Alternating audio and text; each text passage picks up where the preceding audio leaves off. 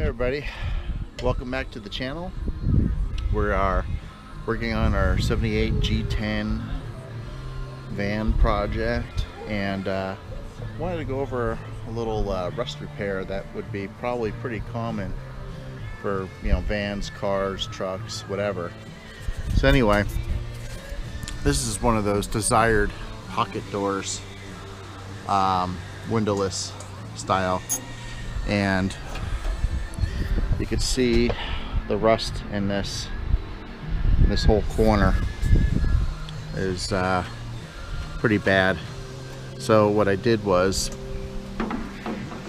I cut another piece off of a van door that was gave up its life to fix this, plus for some other rust panels. So as you can see, everything on this structurally is perfect. So what I'm going to do is, what I was going to do is actually change everything out inside and out, but it looks like I'm just going to need to de-skin it. So what I did was took a Coca-Cola bottle, or can box, which is nice and thin and cardboard, and traced a template of what I cut out, and I applied it to this edge and traced it. And then I cut it with my whizzer wheel, which opened the door, and everything structurally looks good in here. I am going to clean it the best I can, and then put some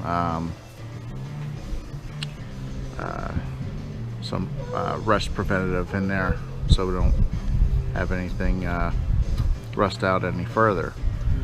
So what I'm going to do is I'm going to cut some of these existing pieces off, which will coincide with this, and get that welder up, and I'll show you.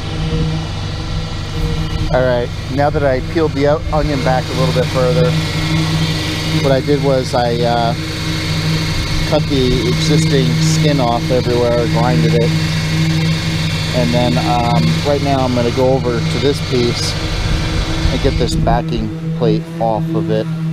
One would ask, hey, why don't you just use a piece of sheet metal and bend it and install that? That must be a lot easier, and you know, you'd have to ruin a door. Well, the thing is, I have no problem bending material and stuff like that, but this has a nice rolled edge in here, which is pinched over, and that takes quite a bit of time and effort to provide that. So this is the best way to do this, because you're actually using all the same gauge metal and it's all pinched over, and that's my way I'm going to do it. Let's just roll with that. Alright, I'm going to get this bracket cut off and back to you. Okay, we made some progress here. As you can see, this panel is all pre-fitted now. And I just have to do a little more grinding so I could do a clean weld on it. Also got to put some rust neutralizer in here, and you know, get some vacuum up some of the bits up out of here. But it's pretty hard to get in here and do a thorough cleaning without a sandblaster. But getting back to the grinding aspect, when you grind panels to get ready for welding, just that interesting thing I want to say is the sheet metal is obviously a certain gauge thickness. Now if you use too rough of a grinder and go too heavy, what you're doing is you're thinning the metal out a lot, and what that does is it's going to give you the ability to weld and burn holes through it. So you just want to keep that in mind. You want to remove the paint, and yes, you want to get it completely removed, but just be mindful on how thin you make the metal, because it'll make it a little bit of a harder thing to weld up in the end, especially if you're using the MIG. I don't have a TIG here, so everything's getting MIG welded, so I got to be careful of that. But as you can see, the panel fits in, and all the gaps are gonna look good, and I got my rounded edges. So I'll get back to you after we get this welded up and neutralized. So I used some rust reformer from Iron Armor. Works pretty good. I sprayed it in the area of interest just now. And another notation is you always want to tape up your weld areas and everything real good before you spray this, so you don't want to get it all on the metal where you're going to do all your welding. So I'm going to take a little break for a little bit from this, let this stuff work, and we'll get back to the results before I put the piece on and weld it. I'm still on break with the rust reformer, but I wanted to go over what we're going to do as well. This van had a ladder, which I really don't see the need to get on top of the van.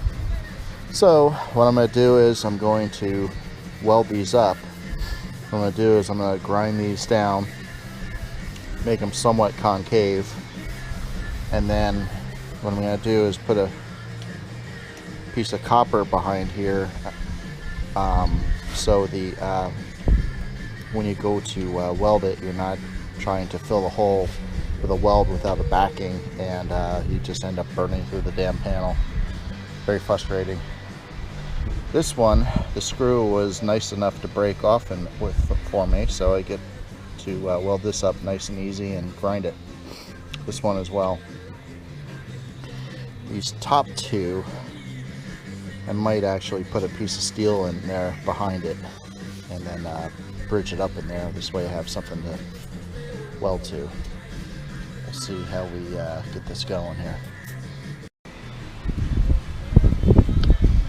Alright, well, I forgot to show you the rust reformer, but I got the panel all clamped in place. Everything is ready to be welded. Everything lines up perfect. Very excited. I'll get right back to you. Well, I got this panel welded in. Just need to flip the door over and do a couple of welds on the back side, and then I will seam seal the area where the weld is on the back side.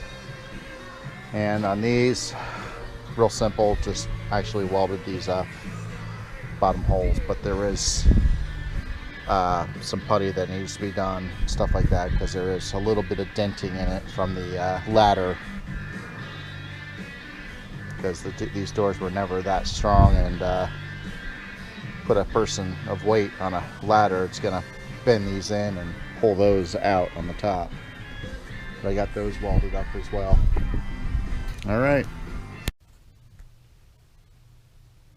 Alright, back to the completion of the door. I have it all sealed in the custom KD 3000 gray from House of Color. And I got the door propped up over here. Here's where the ladder holes were on the bottom. This is where the corner that got all fixed. Looks all nice. And then we had holes up in the top where the ladder was attached as well. Everything worked out well. I hope this video helped a little bit. And that's about it. Please like and subscribe to Cross Country Garage.